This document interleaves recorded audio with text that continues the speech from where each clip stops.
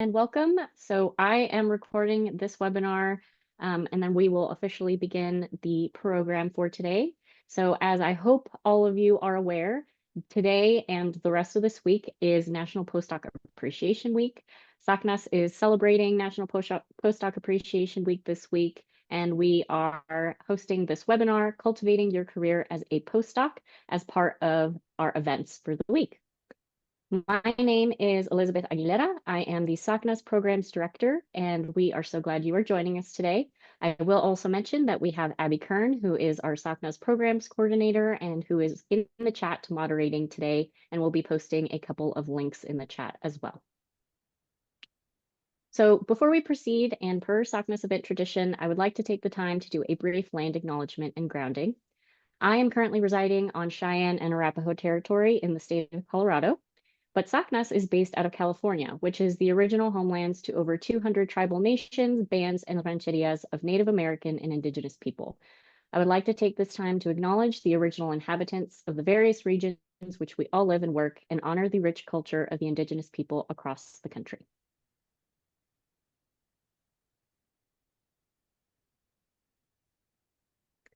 So before we proceed with the webinar formally, I'd like to share some guidelines for today.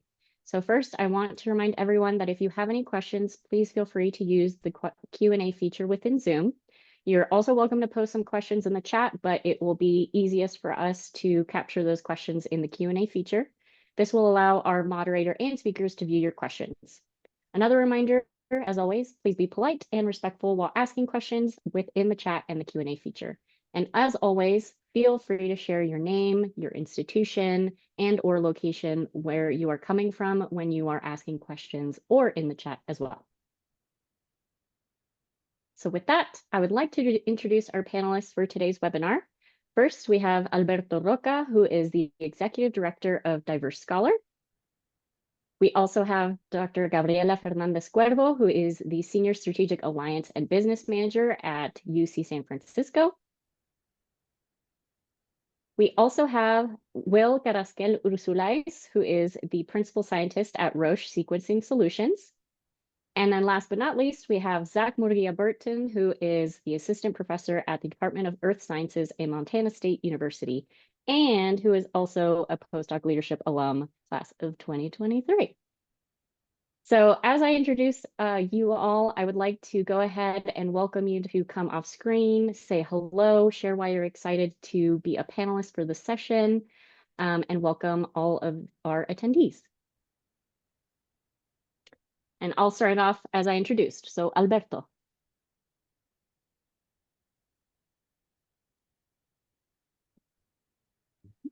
Hello, sorry about that. So I've been a member of SACNAS over 20 years. So I think I represent a different generation of membership and postdoctoral experience.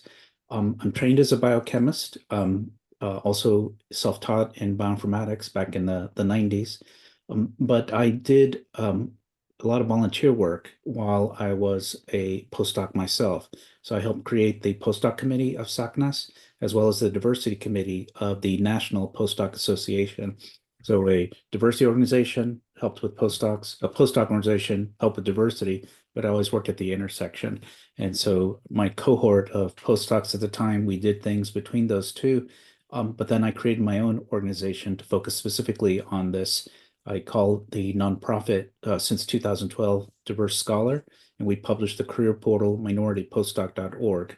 And so I've been following postdoctoral diversity activities for a long time and thrilled that SACNAS has been doing things on its own, and happy to participate with this year's NPAW, as they call it.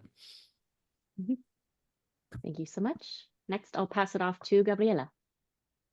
Hi, everyone. I've been part of SACNAS since, I want to say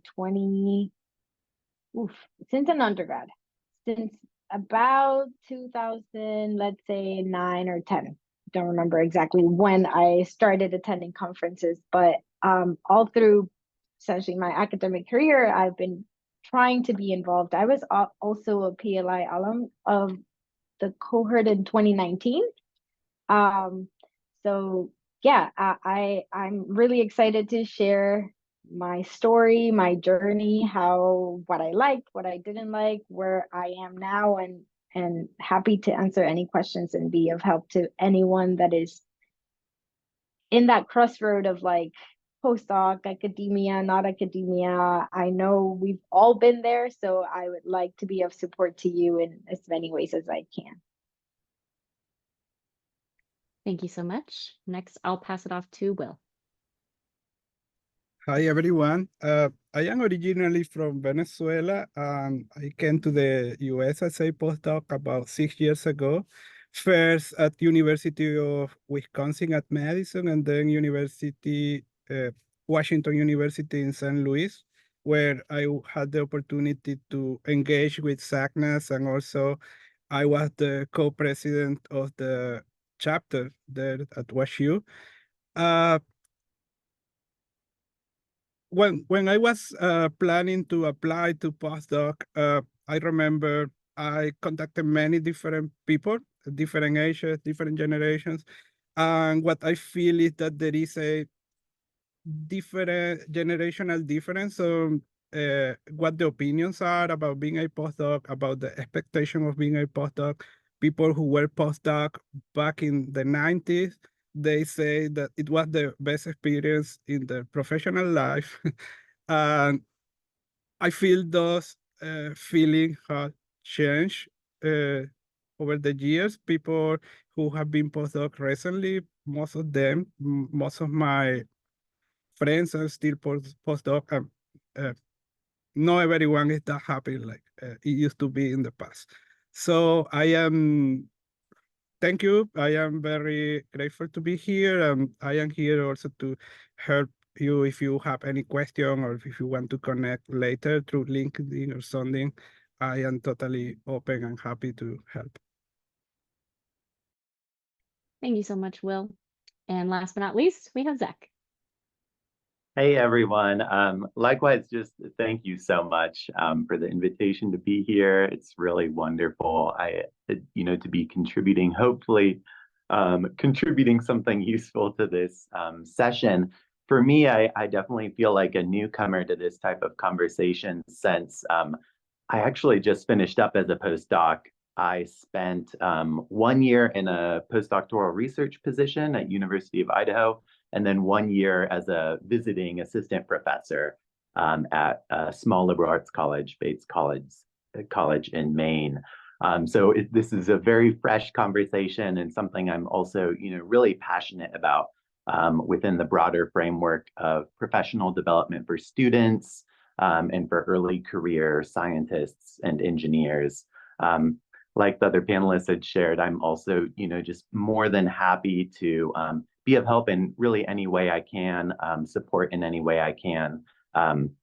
After my PhD, I spent some time in the private sector as a science and engineering management consultant before deciding to come back into academia. So my path has certainly been a winding one and has included time in the federal sector as well as service with nonprofits. And I am especially active in promoting inclusion around mental health and around mental health advocacy. And that has especially included the past couple of years talking about mental health in academia and, really workplace environments and culture, and trying to ensure that we do have really positive experiences on these exciting journeys we're on. So thank you. Thank you all, and I appreciate you all bringing your unique perspectives at the various different career stages that you currently are at. I, again, will encourage those in the audience to post questions in the Q&A, but I'd love to kick us off with the question of, how would you describe your postdoc experience, and what tools or resources did you utilize to either help facilitate a positive experience or a positive transition into that next career stage? And if it's all right with you all, I'll follow the same cadence of introduction. So we'll start off with Alberto. So finding your community is really important, and that's what we were able to do with these two committees. So the SACNAS Postdoc Committee was new. This is around 2003 to 2007, let's say. And a shout out to someone I see who's in the audience, Dr. Ivan Vidal Pizarro is one of the early members of SOCNAS at the time, who was a postdoc and helped us with these types of activities. And then separately, the Diversity Committee of the National Postdoc Association was complementary in that there were more Black, Asian, South Asian, other postdocs who were involved in that. And so the two of us, two communities, did activities at each other's conference. And I'll put a link in the chat about some history there if you're curious.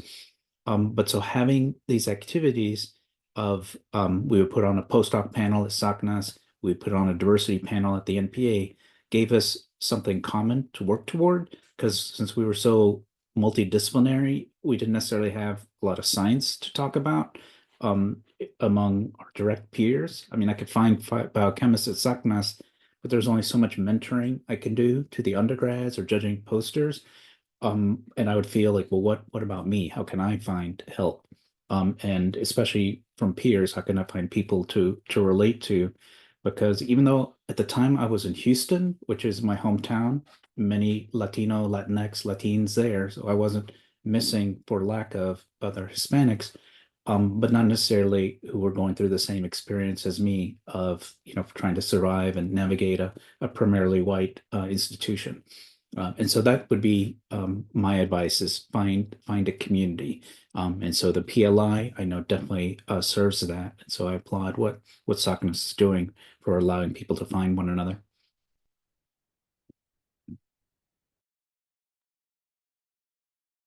Okay, so I'm next. I guess I forgot to mention in my introduction that I am from Puerto Rico. I did my undergrad there, and then I did a postbac program before deciding that a PhD was what I wanted to do. And I think the question, just to refresh my memory, was how would I describe my postdoc experience? And as you were finishing up the question, because it was bigger than that, longer than that, the first word that came to mind for me was intimidating.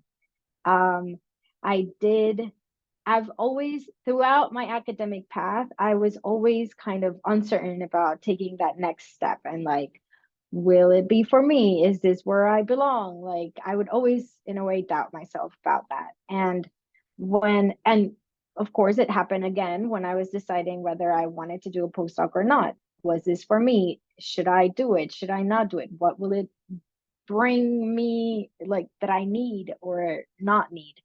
And so, as for many of the steps or stages in that journey for me, it was more a decision that was made for me instead of I made it, in a way. Like, I applied, because you don't really apply for a postdoc, right? It's also a lot about network and how your graduate, in my experience, it was a lot of like where my graduate advisor knew people or other PIs that I had worked with or that I had read papers about or that my research was connected to throughout my graduate career, right? And so in a way, I told myself, okay, if someone likes me, if someone wants me in their group, then I'll do a postdoc, because that means, right, like it's meant to happen. But if not, then I won't. It wasn't like something I wanted to do. Like, again, also a little bit similar in my decision for grad school. And I think it was a little bit of like that fear of rejection or fear of not belonging or like not wanting to find out if that was what I wanted before making the decision. So yes, it was intimidating. However, as intimidating and scary as it was, I also ended up being a postdoc at Stanford, which in and on itself is also intimidating, at least for me, coming from the University of Arizona. Um, and like thinking, oh my gosh, I made it to Stanford, was very intimidating. Nonetheless, it was also a time of exceptional growth for me, not just professionally, but also personally. I had to figure things out and be independent. And I really, like, the postdoc time for me was a a stage in which I was able to define my identity as a scientist and to accept that it was the time for me to actually make a decision for myself and not just go with the flow for more, like, continue going with the flow. And it was, I guess, hard or difficult in the sphere of academia to be able to stand up for myself and say, you know, I'm a scientist, but I don't want to be a professor, but I'm still a scientist and I still have my degree and I still have all the knowledge and all the skills that I've learned and that I've put together into the me that I am today. And again, that was intimidating again, but it was, I think I take away that it was empowering also. And I was able to find support, find mentors, find people. I was able to join the PLI, SACNAS community more at a different stage also. And yeah, I think I am where I am because of my postdoc. And I don't think that doing a postdoc necessarily means that you will become a professor, which is the typical kind of career path that people see. You can and you should use that time to prepare yourself for whatever the next step in your career is. I guess I am next. Yeah. Okay. Well, I did have and probably still had that typical mindset. Is I was pretty sure I wanted to do research. And it seems that the natural step, if you want to do basic research, is to try to find a professor position. Then it didn't work well during my postdoc. I did have a great experience. I got a good network of people. I had good friends. I had good connection with Biophysical Society, with SACNA, SOBLA, Society of Biophysics, is from Latin America. But at the end of the 5th year, I did need a change in my career and my life. And I say, if I don't get a faculty position this year, I will start applying to industry too. I was very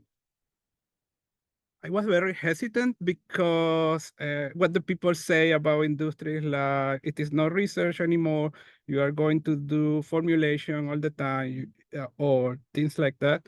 And it is not totally true. Actually, I was very lucky that I could get a position. The position I have right now is 95% research. And I feel pretty happy right now. My postdoc had a lot of ups and downs. Some aspects of the postdoc were great, some of them not.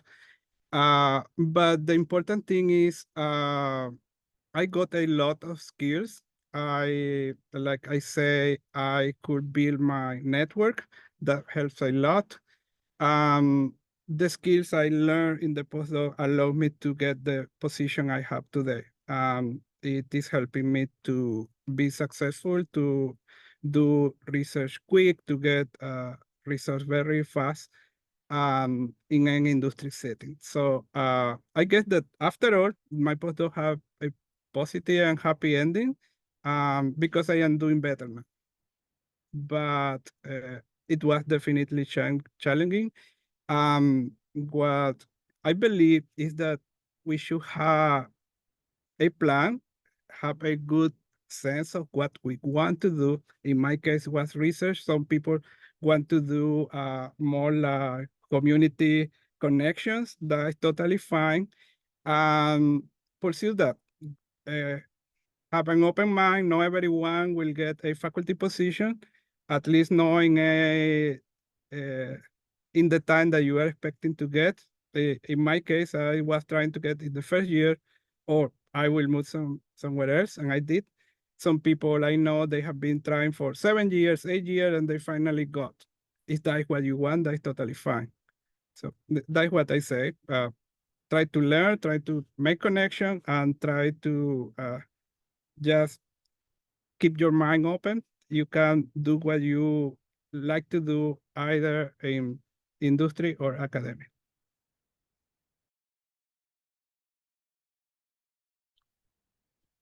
All right, I think it's me. I really, really resonate with what Alberto, Gabriela, and Will have said.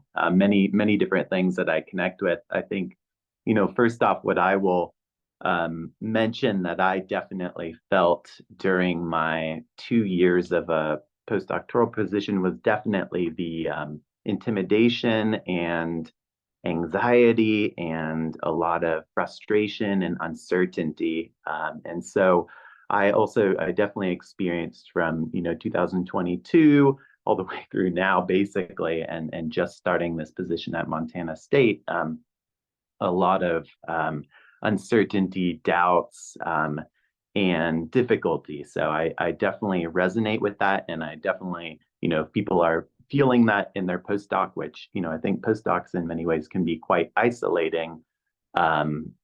Just know you're not alone in feeling that way. I definitely would also would wholly agree with the importance of finding community and support, both through peers who may be in postdocs or at a similar stage in careers, and also mentors. That has been really important for me. And part of what was challenging for me is that I had finished my PhD at Stanford in 2020 during the pandemic, and then had a period of a couple of years of working, remotely, as many of us did. And so getting back into the academic community, once I decided that I wanted to leave my industry job, my private sector job, and come back into academia, that was a pretty difficult transition, especially coming out of a remote working life at the same time as coming back out of industry and feeling disconnected with the university environment. But it was really support networks that helped with that. And so PLI for me last year in Oregon was was my first in-person conference since before the pandemic, so about a 4-year period. And it was just, for me, it was kind of breathtaking how much support I felt, despite being, one of just 2 geoscientists, one of 2 geologists in PLI. It was so much more of a supportive environment than I've found at, so many of my sector-specific conferences. So definitely agree with the support network. And I also, definitely agree with while this period can be really challenging, also, allowing ourselves sometimes to hopefully enjoy the opportunity to explore and the opportunity to kind of like live in the moment of what we may be doing, even though these are temporary positions we're talking about. And so, for me, that kind of exploration was, throughout my PhD, I didn't want to become a professor. I didn't want to stay in academia. I really wanted to go into the private sector or federal sector. And I did that out of my PhD. And so I think I kind of mentioned that in that, we can change courses in our career, and that's okay. It can definitely be intimidating to try to get back into academia or to get back into the private sector. But I think is definitely possible. And along with that finding of community, I would say networking helped me a whole lot too. First, that was networking to get a scientific consulting job, which people in my group, that hadn't been something they wasn't a common path before. And then second was networking to, as Gabriela said, then to find a postdoc position, after I was unemployed for some period. So, definitely would really agree. And I resonate a lot with others' experience, and would definitely want to add some encouragement, hopefully, to, enjoy the journey, even though it is a really, it's a highly uncertain journey and can be really challenging and difficult.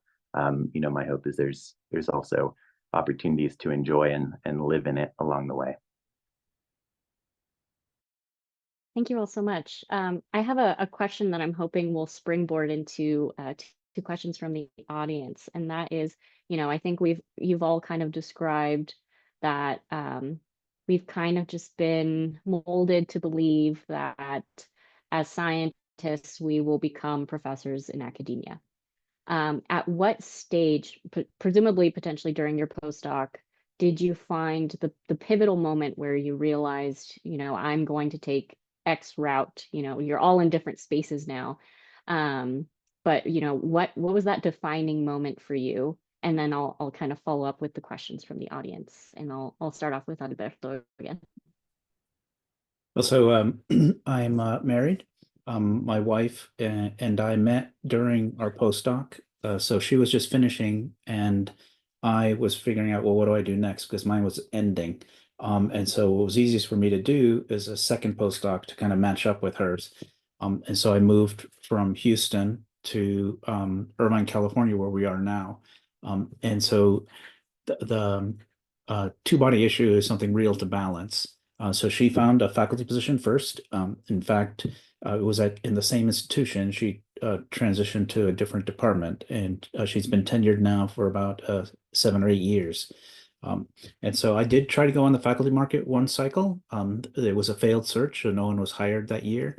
And so rather than wait yet another year, I started taking my backup plan of all these volunteer activities and sort of that expertise I developed to figure out how to use that. So briefly, I was in administration in the diversity space, but really I didn't want to work exclusively with undergrads. I was really interested in pursuing the needs, certainly at the time, 20 years ago, of helping advanced graduate students figure out how to navigate the postdoc stage, and helping postdocs figure out, well, what do I do next? So that's the main activity that I saw there was a need, and I was doing some things. And so I started figuring out then essentially how to be what is called a social entrepreneur. So it's a startup, creating a nonprofit, but one where it's in a different space than sort of like biotech or industry. And I've just been pursuing that ever since. And it uses some of the same skills of, sort of creating solutions, communication, project management, and so on, but very directed towards sort of service, helping graduate students and postdocs. So I describe our group as a multicultural, multidisciplinary professional society where the graduate students and postdocs are who we help. Now, I don't think I've given up sort of one of the main aspects of being a faculty member, which is sort of contributing to a larger academic community. So I'm definitely not a professor in the traditional sense, but I tell my wife I have tenure. I'll never fire myself. I just don't necessarily have the same salary that someone of my age in a tenure position would have, but I still contribute at a much lower level, sort of like if I were more at a teaching centered school, to collaborative projects where I try to help out with some academic activities that do lead to publications. I still do go to some conferences, but it's not at the level of when I was, practicing biochemist or practicing bioinformatician. Obviously I don't have a bench, but I could, in theory, do some computer work, but I just don't have the time to do that sort of in the off hours. Instead, I'm trying to contribute to some of those academic projects in the off hours. So I think that I'm kind of like a independent scholar, as some people say, but it's more complementary to what I'm trying to do as establishing a nonprofit that helps graduate students and postdocs. Mhm. Okay, yeah. So for me, I don't remember when exactly I realized I didn't want to pursue the traditional academic path, but I remember it when it happened, it was like so clear and so obvious for me. I think so. I'm a people person. I like interacting with people. I like mentoring people. I like teaching. I like talking. I like just that human aspect of like life, right? And when I was a postdoc, I quickly realized that, or before, when I was still considering becoming a professor, and like my thought process was, well, I like people, I like mentoring, I like teaching, so of course I want to be a professor. I like science and I'm a PhD, so yes, it was like, duh, I want to be a professor. I don't know if it was the Stanford factor or if it was like the postdoc situation where you're a more independent scientist. But I came to realize in my day-to-day interactions with other professors and in my current role as a postdoc, or in my then role as a postdoc, I was like not having enough time. Literally, I didn't have enough time to teach someone how to do that, or I didn't have enough time to even put in a proposal or design a summer program or a summer project for me to then go to my PI and say, hey, I'd like a summer intern. Like I didn't have time to do what I thought I was going to obviously do while being a scientist in academia. So that was like kind of like the first red flag. It was kind of becoming very evident to me that it was not that easy or that like natural part of being a scientist. The second thing that was kind of like the turning point for me was that I had joined mentors during my postdoc. I asked for that. So once I joined the lab that hired me officially, I had always wished to work with this other professor. She was a woman. She was early in her career. I think she was a second year professor. So she was like going up for tenure and very like energetic, dynamic, and what I thought I wanted to become, right? So I was like, perfect. I need her in my board of directors or whatever, like my circle, because I want to be like her. And boy, was I wrong. Like, I mean, nothing against her, but I quickly realized the work-life balance and the family component of my life that I treasure and value and prioritize so much was, again, not in the picture and very hard for me to merge those things. So there were already now two things that were very important to me that I was realized, like it was like so clear that we're conflicting in that path. And that, yeah, so those two things were like the big turning points for me. However, I do want to say that it was not super easy or obvious in the sense that I still consider, like, I still am a scientist. And so it was in the back of my mind. And I think what we've all been told over and over again is like, if you leave academia, then you're not a scientist. Like, right? It's not as, your title is not as valuable or as respected or whatever. So it was still like I still had that internal struggle of like, but if I leave, will I be able to come back? Like Zach did. I had that question so many times. Like I don't think I'm ready to give it up, but I don't think this is what I want right now. What if like I leave and then go like, oh, I actually did want to become a professor. Could I come back? So that was always like, it was still like that conflict of like giving it up, right? Like I thought I was quitting, or I was like not doing what I was supposed to do, and that was really hard for me to accept and to process. A few years, so then COVID, well, actually my story is a little bit crazy in that I had a very supportive partner, still have at the time, that was seeing me struggle and really like, I was like mentally and emotionally just like conflicted all the time and not happy. And with his support and like encouragement, I decided to just leave my postdoc. I was like, no questions asked, comes December and I'm done. I'm out of here. And my PI was like, wait, but you don't have a job. You live in the Bay Area. How are you going to pay rent? And I'm like, don't worry, I'll figure it out. I need to leave. I published one paper of kind of like it wasn't first author, but I felt like, okay, I gave you what what you hired me for. I think I'm done here. I did my job and I'm leaving.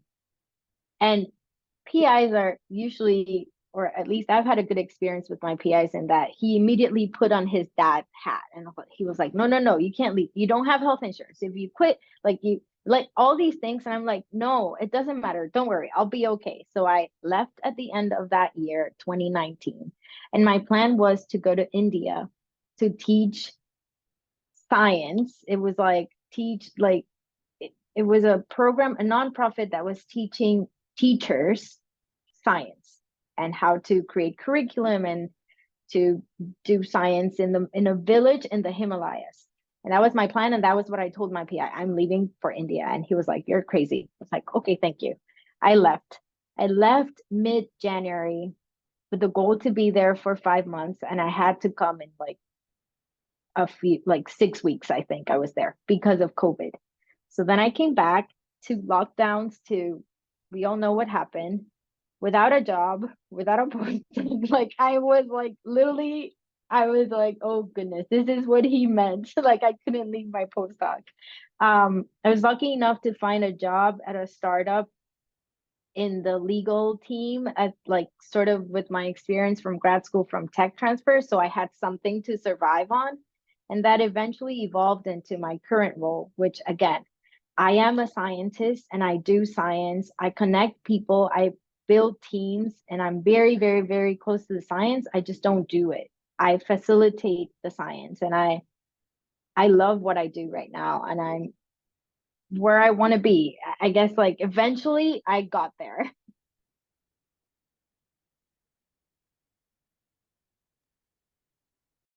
And next, thank you. About when to leave a postdoc, I think the interaction between postdoc and PI is the core of the postdoc experience. And I think that the time to leave is when your interests are different to the interests of the PI. When you are not aligned to when the postdoc is not aligned, not helping you to achieve your goals. I think that is the time to leap in general, either if you go to industry or if you go to academia, if possible. Regarding if you want to go to industry, I think that the question was about someone who is willing to move to industry and is in a postdoc. I think that you should always apply. If that's your goal, you can get a good industry position when you are in your first year of postdoc or when you are in your 6th year. You should always apply to companies that you like, where you want to work, a position that you feel that you will fit. You never know. Sometimes you call for the interview, sometimes not. In that case, the right time to leave is when you get a job at the job you were expecting, especially if you live in the Bay Area. Yes, I think that if going to industry is your goal, definitely I will be applying all the time, and I will move when I get the position I was expecting to get.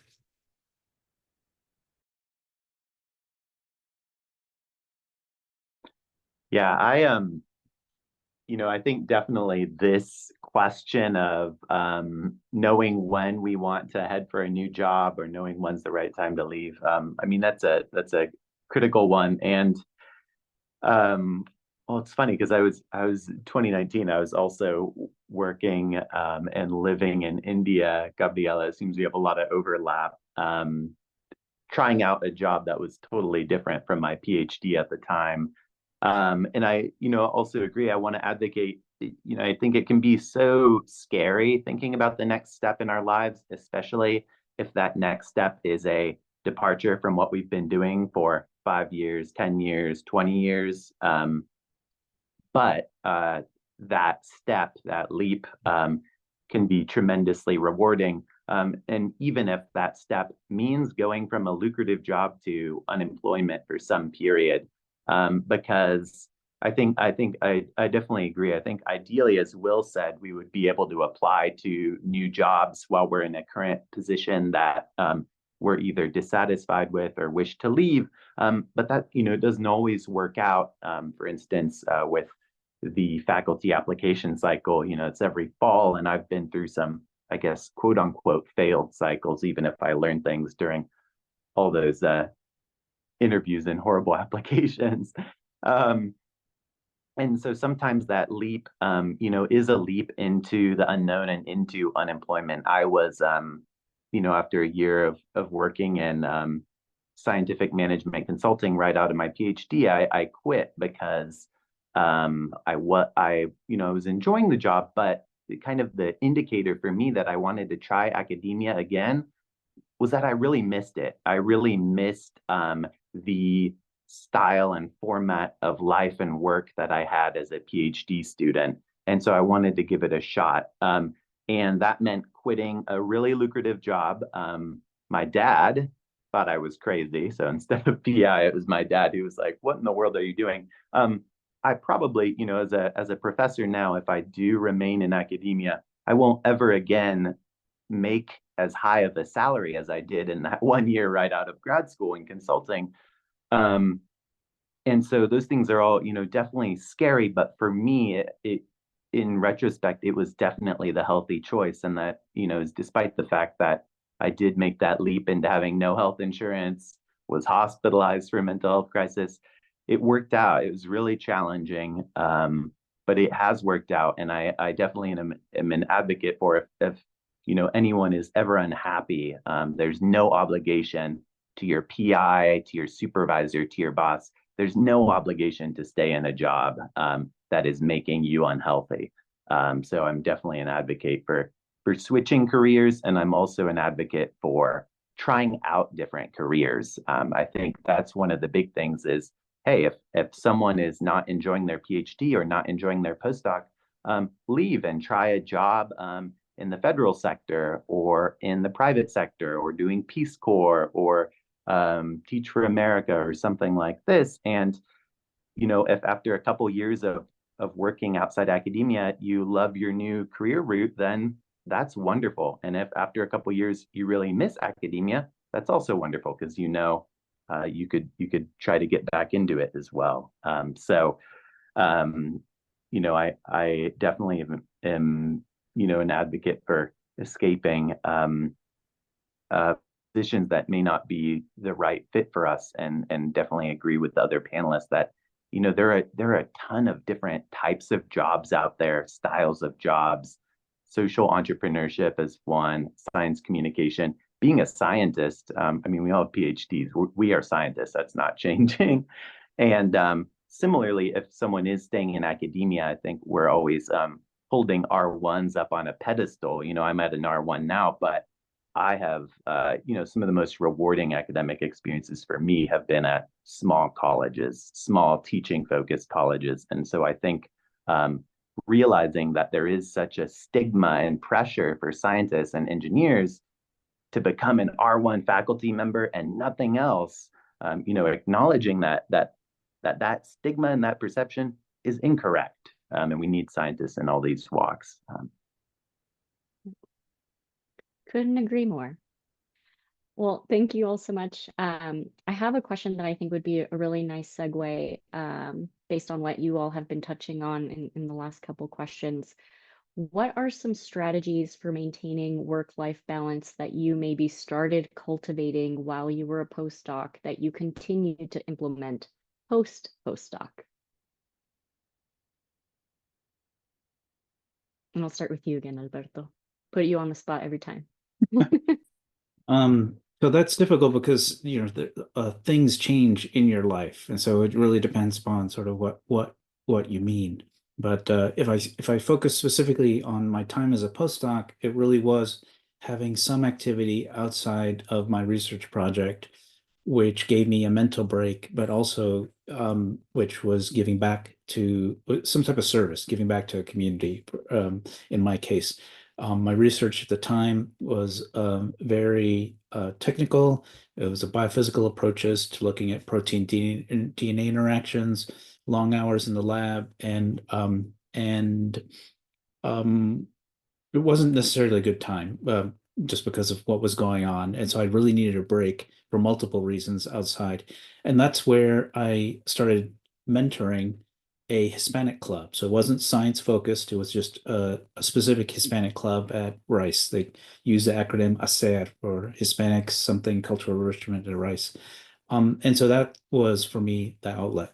But I did things at a high level because I'm sort of a workaholic, but also I was realizing, well, maybe this is something I could do as a backup career. And that immediately led to the things that I was doing, like I said, with SACNAS and the NPA, because I realized I could help undergrads, but what about helping graduate students or postdocs? And so I realized, well, there's a need there. And so then I started volunteering with SACNAS and the NPA. And so having something outside of your research project and something that is sort of fulfilling a personal need, I think is really important. So, but that it's generic advice. It could be, adapted for your circumstances, but I encourage you not to be a complete lab rat or, computer typist and, just only focusing on work, because that can lead to burnout. Couldn't agree more. I think my balancing has evolved with time because my life has evolved with time. Specifically thinking about my postdoc, um, I was lucky because again, when you go into your postdoc, you don't necessarily have rotations and are able to meet people for 3 months before you decide you want to join the group, right? And so I was lucky that I did come for an in-person interview before joining the group, and I felt I had a click, like I clicked with the group, so that was good. But of course, like it could have been completely wrong. So I was lucky that I clicked with the group and the people in my lab, um, and that really gave me social life, right? Like outside of the lab, I took up biking, which I still try to do. Um, and I also, so at Stanford, I was able to, again, like Alberto said, I think maybe we all, and I don't want to assume anything, but we have these passion projects and this passion and for advocacy and for helping others like us. I feel that's why we're here. I want to make that assumption. And that has always been very important to me as well. Um, and to my surprise, I found a lot of opportunities at Stanford. And to my surprise, maybe like again, I shouldn't say that, but I was intimidated at first. I thought I was the only one because of I couldn't see many people like me in my hall or in my building. But once I was able to find that community or those groups, I was able to find the people that I felt comfortable with. Um, and that was important to me again during my postdoc because I needed that support system. And that's how I balanced that's how I balanced my life during that time.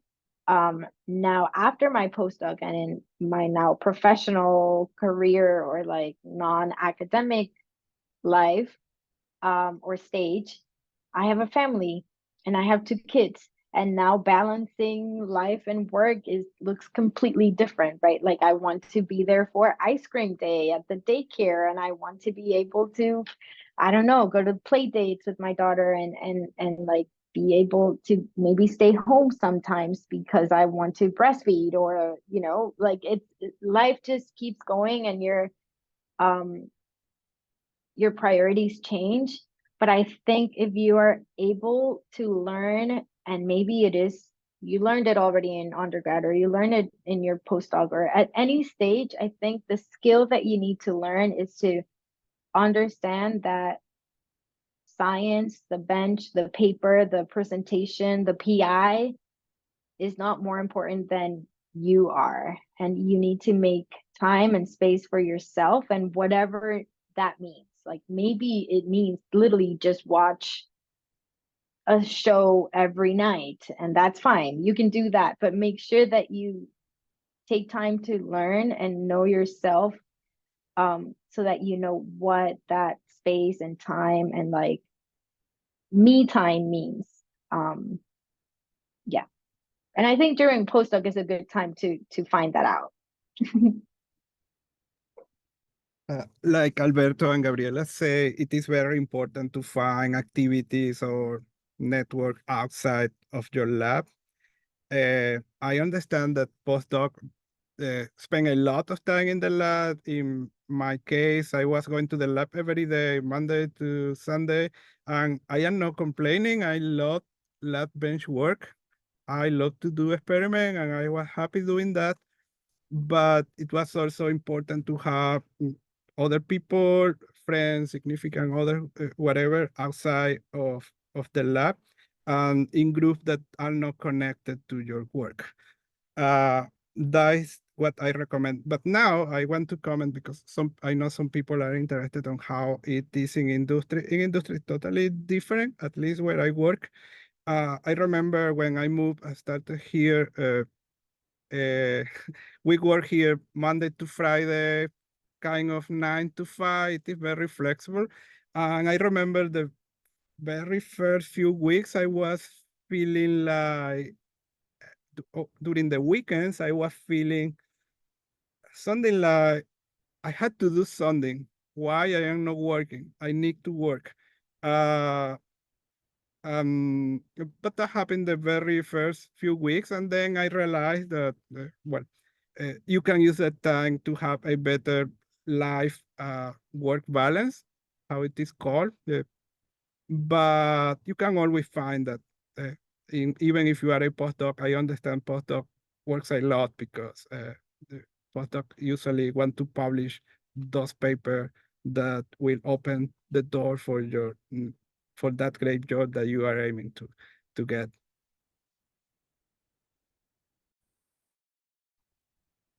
Yeah, I also, I mean, absolutely, to just overall finding a balance, whatever it means for each of us as individuals. And, as the other three have said, that can vary, what balance looks like, what a healthy lifestyle looks like. And, definitely just ensuring that we are avoiding burnout because, burnout is very real. And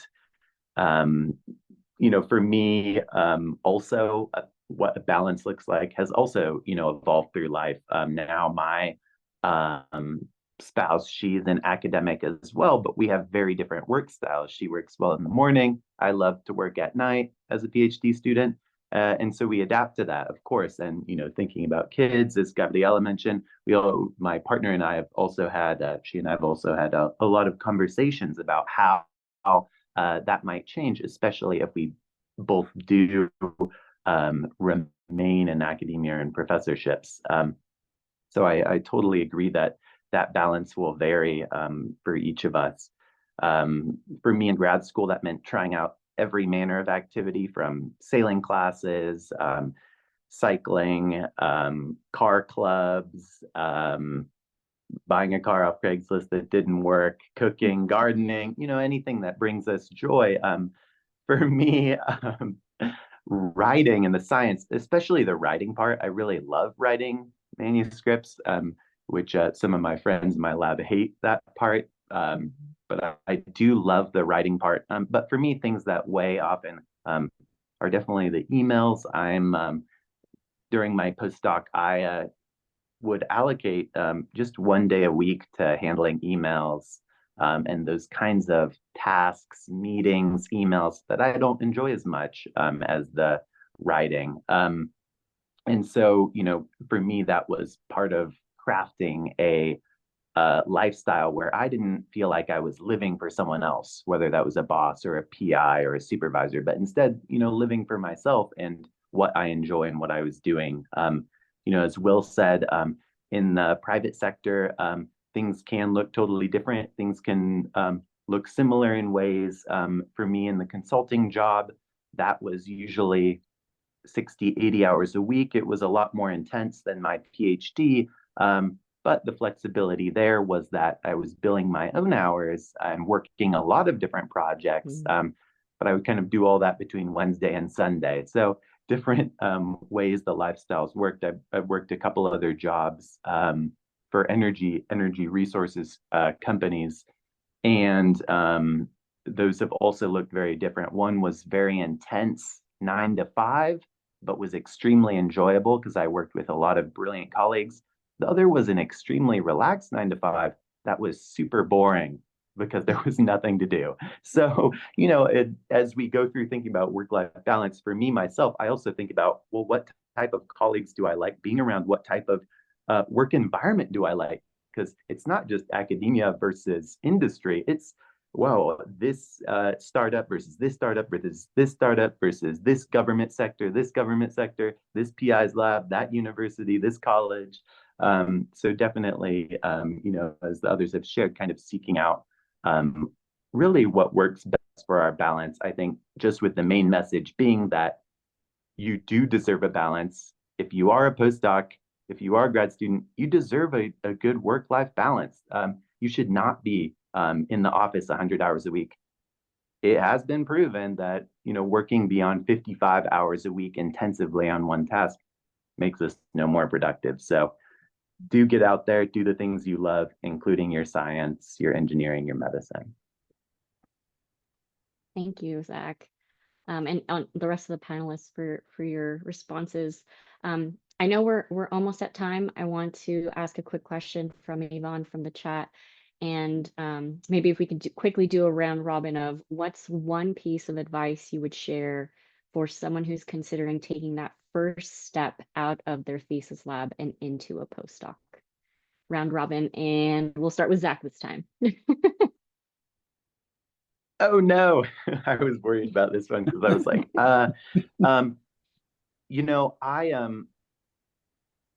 I felt really intimidated about the postdoc experience because I was feeling bad for missing a lot of fellowship deadlines, a lot of the prestigious, fancy postdoc fellowships in my field.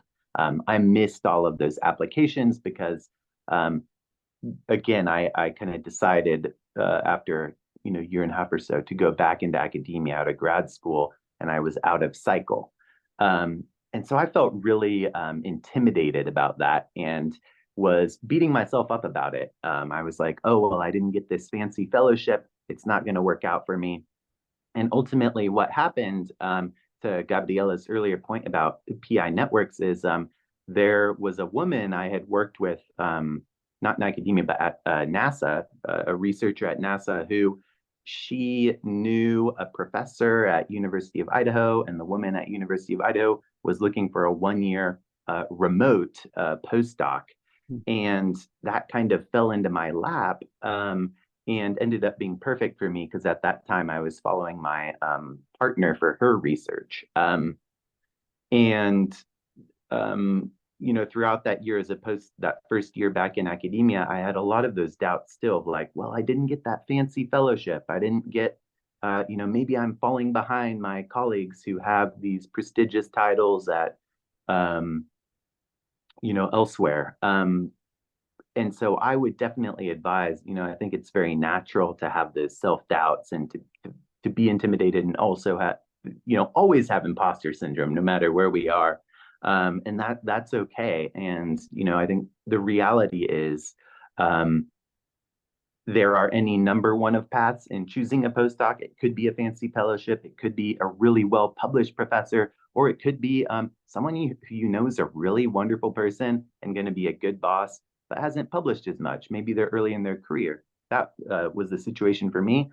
And my relationship with my PI, she's wonderful, and we're still good friends. She was early in her career, just a couple years ahead, and that worked out as well. So I think, kind of weighing those decisions, and also knowing that if you don't get the fancy fellowship, things are going to work out. It's going to be okay. And just always kind of keeping that in our minds. Thanks, Zach. We'll pass off to backwards, Willie. Well, my advice is let's say, very quick. You should interview with the whole team. Be ready because most of my best friends, I have met most of my best friends or many of my best friends in the labs. They will become probably your friends, but they are not friends. They are not your friends yet when you are interviewing. So they will be hesitant or uncomfortable sharing some information with you. So try to prepare some smart questions to try to get more information. The people usually don't share all the what they know about the lab because you are just a stranger, probably the first time that they see you.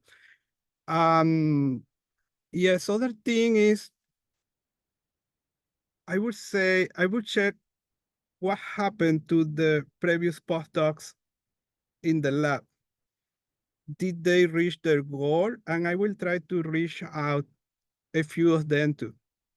They have a more independent opinion now that they are in a different place, and they can tell you better about the culture of the place compared with the people that are actually working there.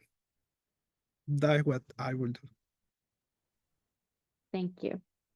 Very wise advice. And Gabriela, go ahead. Yeah, so I guess like my one piece of advice summarized would be remember that a postdoc is not necessarily continuation of your PhD. It should be a stepping stone onto something else. So it's okay if it's not exactly in your field. How I try to think about it was I wanted, and I had a very broad or multidisciplinary PhD experience. So I picked one of the many skills that I learned and took that as like my comfort zone or my box. So I was in the box with that skill. And then I just casted a broad, like a white net. And like if you're even thinking of doing a postdoc, then try it. Like that's what I would say. Like don't, if it doesn't work, it's okay. It's not like you're gonna not get a degree, right? Like at this point, it'll just be experience in your resume and your CV. And the second big thing is um following up on what Will said, find allies. Make sure that you have some sort of like connection or you feel like the goodness in someone's heart within your group or the group that you're really excited about. I've I give this advice to grad students as well. The science is great, the publication record is amazing, but you're going to be there in really exciting times of your scientific experiments and life, and you're going to be there also in the horror, like in the worst times when your PI was like, "What? You did that?" And you're like, I thought it was like a really good idea or a step, and he's complete, or they or she is going to completely like make you feel like the worst person ever.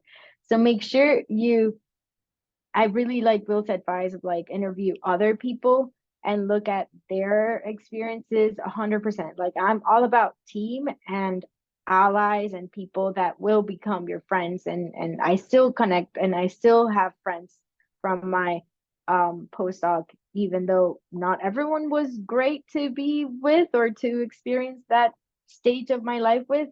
Some I think are true friends, and I know I will continue keep in touch with them through many more years to come. So those two would be my advice. Go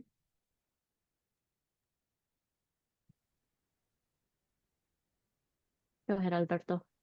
So my quick advice specifically to PhD graduate students is be careful about staying in your thesis group as a postdoc to finish up papers, things like that, because that could take away from your time as being a postdoc in a future institution, because some universities enforce a 5-year limit. And so if you spend 6 months to a year in your current group as a postdoc, then you have less time for your real postdoc when you move to another institution. So not everyone is aware of that limit of 5 years across all the institutions where you happen to be a postdoc. So be careful about that. Thank you, Alberto. And thank you to all of our panelists for joining today. I can extend my thanks on behalf of SACNAS and all of the attendees and future postdocs who will watch this recording for sharing your insights and advice on all things postdoc and beyond. I want to say thank you again and appreciate you taking the time to speak with us. Thank you so much for having us. Thank you.